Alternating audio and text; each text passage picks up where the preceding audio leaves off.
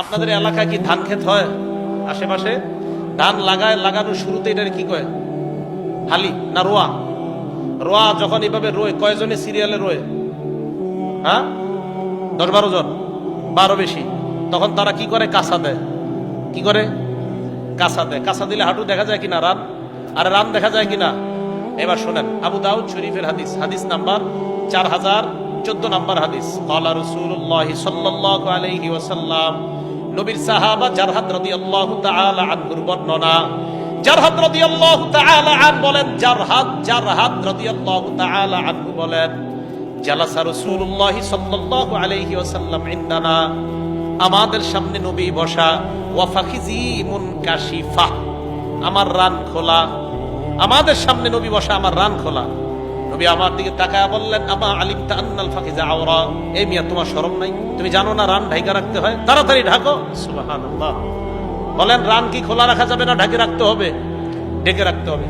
আবু দাউদ শরীফের 4015 নাম্বার হাদিস। এই হাদিসের 3 অংশ। 3 নাম্বার অংশটা ঘরে লিখে রাখবেন। আগে প্রথম 2টা শোনেন। নবী সাল্লাল্লাহু আলাইহি সাল্লাম আলী রাদিয়াল্লাহু তাআলা আনহুকে বলেন, আলী লা তাকশিফ ফাকিজাকা, তুমি তোমার রান কারো সামনে খুলবা না।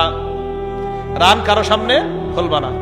ওয়ালা তানজুর ইলা ফাখিজি হাইয়িন, দ্বিতীয় অংশ, তুমি কোন জীবিত ব্যক্তির রানের দিকে তাকাইবা না।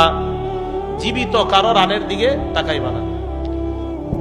এখন দেখেন, আপনারা যাদেরকে আইডল মনে করেন, সাবানের বিজ্ঞাপন অথবা যে কোনো বিজ্ঞাপন, এইগুলার মধ্যে অশ্লীল কোন ফটো হয় কি হয় না? হয় না? ফটো অশ্লীল, সাথে সাথে সাবানের বক্স ফালায় দেন। সাবানের ইয়াটা, প্যাকেটটা ফালায় দেন। সাবানটা রেখে প্যাকেটটা তাড়াতাড়ি ফালায় দেন। নবীজি বলছেন, লা তানজুর ইলা ফাখিজি হাইয়িন, জীবিত ব্যক্তির রানের দিকে তাকাও না। এটা দ্বিতীয় অংশ।